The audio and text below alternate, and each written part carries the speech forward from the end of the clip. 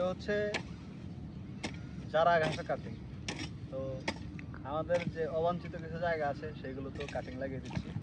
অনেকেই এই কাটিংগুলো লাগান এইভাবে খাড়া করে করে। আমি দেখাই, গবাদি পশু যেহেতু পালন করবেন আপনাদেরও ঘাসের প্রয়োজন। ঘাস ছাড়া গবাদি পশু পালন করা, খড় দিয়ে দানাদার খাবার কিনে খামারকে লাভবান পর্যায়ে নিতে অনেক কষ্ট করতে হবে এবং অনেক কাঠকয়লা পড়ে হবে। যখন আপনি কাটিংটা লাগাবেন এইভাবে কেল করে নেবেন। যদি এটা জমি না, যে জমিতে আমি আপনাদেরকে সরজমিনে লাগানো দেখাবো, সেটা এখন দেখাতে পারতেছি না। তবে আপনাদের সুবিধার্থে, যেমন আমাদের হিউজ পরিমাণ আছে, আমরা কাটিং নিচ্ছি একটু বড় বড়, এটার একটা উদ্দেশ্য আছে। তবে আপনি যখন কিনবেন বা আপনি ঘাসের কাটিং লাগাবেন, চেষ্টা করবেন 2 গিটের, 1 গিট 2 গিট, এই 2 গিটের কাটিং নেওয়ার জন্য। আর কখনোই, আর আমরা যে 3 গিট নিয়েছি, আমাদেরও 3 গিট নেওয়ার রিজনটা হচ্ছে আমাদের 3 গিটে কাজে লাগবে। আপনি 2 গিট নিলে আপনার 2 গিটও কাজে লাগবে, আর আমরা 3 গিট নিলে আমাদের 3 গিটে কাজে লাগবে। এগুলো মহিষ গরু প্রচুর পরিমাণে খায়। যারা হাইব্রিড ঘাসে 13 থেকে 14% প্রোটিন থাকে। এই ঘাসগুলো আমরা অনেকেই দেখি এইভাবে খাড়াখাড়ি করে লাগায়, এটা একটা ভুল। আপনি যখন এইভাবে শুইয়ে কাটিংগুলো লাগাবেন, তখন আপনার এই কুশটা থেকেও কিন্তু জার্মিনেশন হবে, এটা থেকেও হবে, এটা থেকেও হবে। আপনি একটা কাটিং থেকে 3টা ছোপ পাচ্ছেন। প্রথম কর্তনে ফল কম হয় বা ঘাস কম হয়। 55 থেকে 60 দিন পরে যদি আপনি সঠিক যত্ন করতে পারেন, 55 থেকে 60 দিন পরে আমি প্রথম কাটিংটা করতে পারবেন। হারভেস্ট ঘাস, এগুলো বিঘা প্রতি 8 থেকে 9 টন 10 টন পর্যন্ত ঘাস হয়। আমরা তো নেপিয়ার, পুরান আমলের নেপিয়ার ব্যবহার করতাম, কিন্তু এখন অনেক ধরনের ঘাস আসছে। স্মার্ট নেপিয়ার, পাংচং, CO4, অজানা হাইব্রিড, আমাদের জার্মান, হোয়াইট জার্মান। ঘাসে ছিল নেপিয়ার এবং জার্মান, এখন 10টা 12টা ভেরিয়েন্টের গুয়েতিমালা, বিভিন্ন ভেরিয়েন্টের ঘাস আসছে। এগুলো আমাদের ফার্মেরই কাছেই অবাঞ্ছিত জায়গা, খালি পড়ে থাকে বর্ষার মৌসুম। তাই জমি থেকে যে ঘাস নিয়ে আসার পরে যে ঘাসের গোড়া ছিল, সেই কাটিংগুলো লাগিয়ে দিচ্ছে। তো এই ঘাস এখনই লাগানোর একটা আদর্শ মোক্ষম সময়, কারণ এতে পানির প্রয়োজন হয়। আপনি এখন যেহেতু বৃষ্টি, আলাদা করে সেচ পানির দরকার নেই। আপনার বাড়ির আঙ্গিনায় বা জমির বা ফার্মের পাশে কিছু ওয়েস্টের জায়গায় কিছু কাটিং লাগিয়ে থাকলে এগুলো থেকে কিন্তু আবার কাটিং করে আপনি আপনার ঘাস জমিতে লাগাতে পারবেন।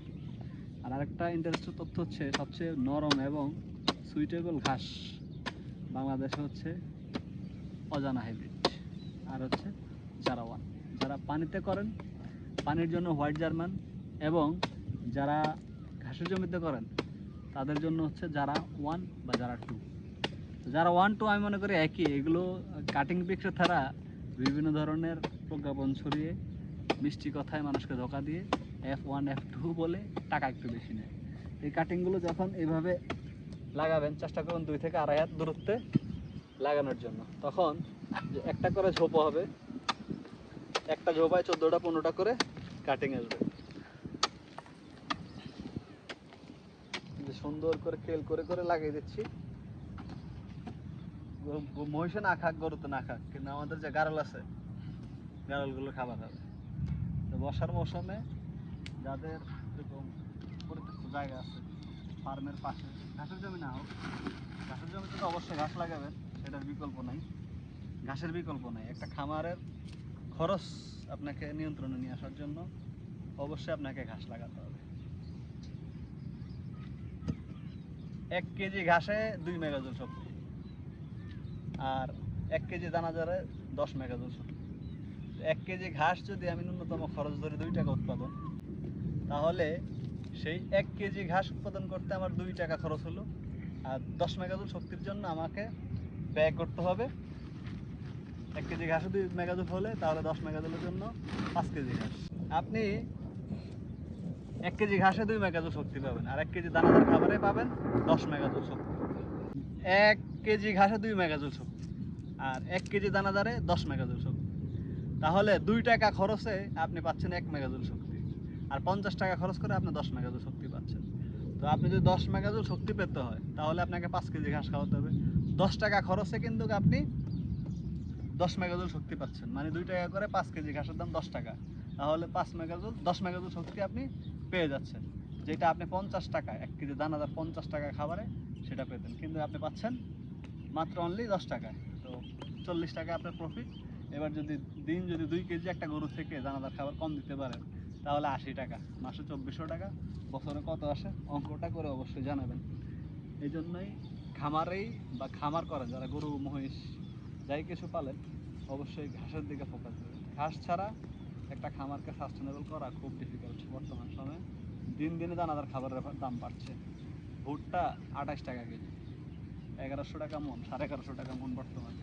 যেসব ভুট্টা 650 টাকা 450 টাকা থেকে কেনা শুরু করছে সিজনের শেষে, আর এখন সেই ভুট্টা কিনি 1100-1200 টাকা মন।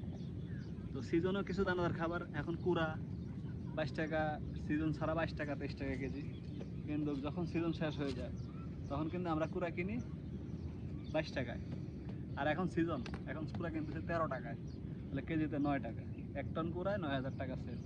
যদি 10 টন কিনে রাখেন তাহলে আপনার 90,000 টাকা সেফ।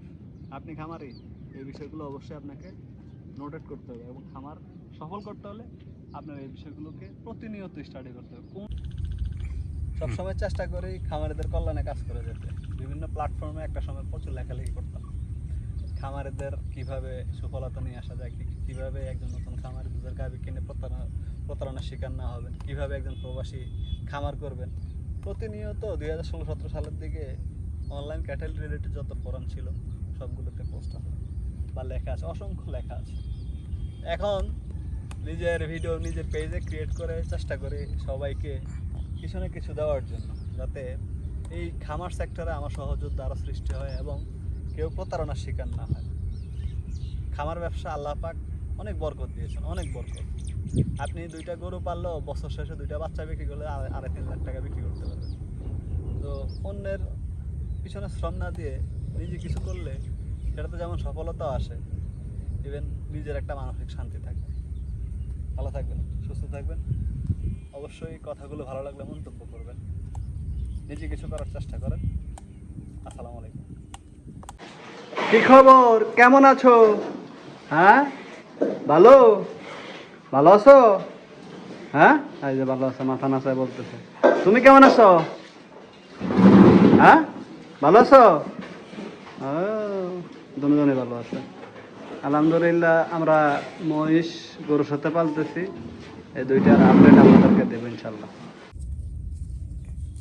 মাটি একটু